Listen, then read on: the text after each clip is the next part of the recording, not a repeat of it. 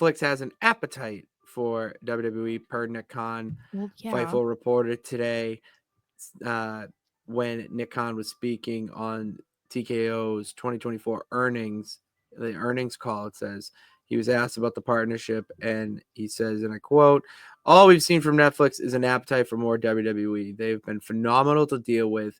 They've promoted us in a way we hoped we would be promoted, even more so than we had hoped. The appetite by Netflix to have additional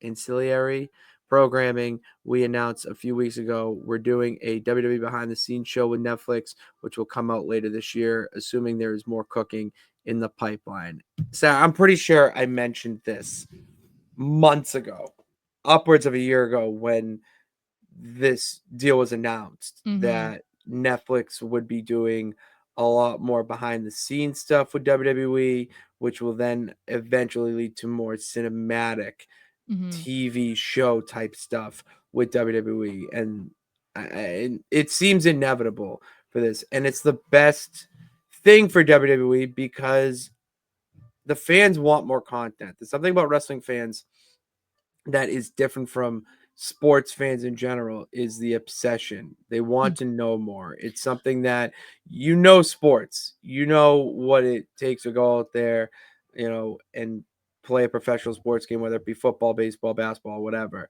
But with WWE, there's a mystique to it that not any other organization really has.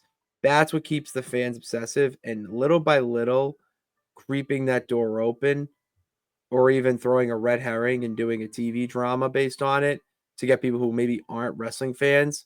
But if you have a TV drama based on something wrestling, you could potentially gain a fan or 100 there. Well, Like, the way their mind works it might be is like insane. reality shows and stuff might come back. Like, people That's have what been I mean. advocating for Total Divas. Bring back another version of Total Divas, but I don't know how you do that now. You can do Total Divas, but it gets a new name. Obviously, it's a new name, but what's like you gonna follow the women around, or yeah? I think people like that. I mean, look at how successful Total Divas was until like everyone started breaking up or something. So good. It was so hot. So I had friends in high school telling me. I mean, like, I popped on E and Pat. I saw this WWE thing. I'm like, yep, Total Divas. I know exactly what it is. You're not gonna catch me watching it, but But yeah, so I think that I saw something that said that WWE right now is like the 4th most streamed thing on all of Netflix already. So it's like, yeah, Netflix, of course, is going to be interested in this. I mean, other than the fact that they're paying you however many millions of dollars to have you sign for, 10 years, they're going to want to capitalize on all of the fans and all of the streaming by coming out with more stuff.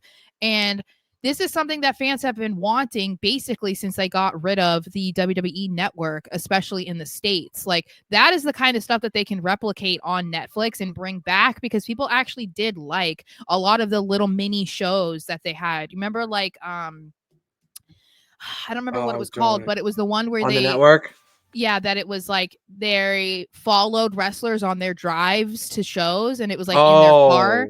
People loved that. I love that show. That was great. Yeah. I want them to do more of the countdown type shows, like top 10. Yeah. But that's cool. The thing, they can do that, but like have it be more like have it be more expansive than only trying to like put it into a 10-minute YouTube video. Like, they could bring it out to like a half hour, but have like more explanation or firsthand accounts of what they're talking about, the match or the moment or whatever, and people would eat that up. That was awesome. Yeah. Those OG WWE Network shows were the best. I remember when I didn't want to do my homework in high school because we all had iPads instead of textbooks.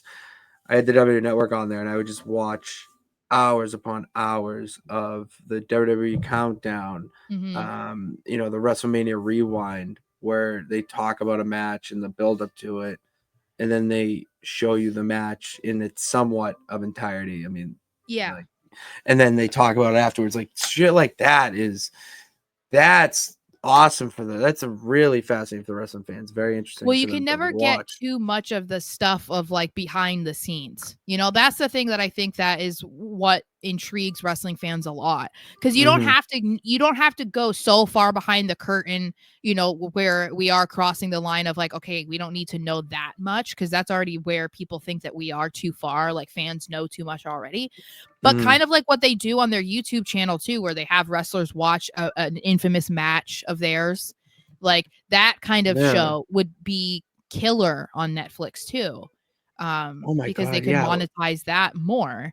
And that is the kind of stuff where, like with especially old school stuff, when Shawn Michaels and Scott Hall watched their ladder match from Mania, and it's like that stuff is what we want to hear. That's what Mhm. people want. So they should capitalize on that kind of stuff.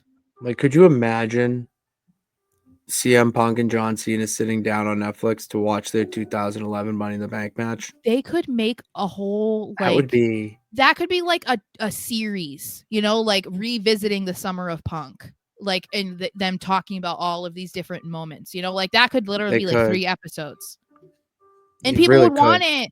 You could talk about Roman Reigns, like incredible almost 4 year title reign, and talk about like the huge moments and the milestones and stuff, as long as he would actually like talk about anything He beyond would. Roman. He But I'm would saying beyond Roman Reigns, yeah. like you want to hear the real stuff, that kind of stuff. Like that would be cool. Even a Paul Heyman and CM Punk thing, talking about their partnership and whatever. Like that's the kind of stuff that people want to hear, because you don't get to really ever. Mhm.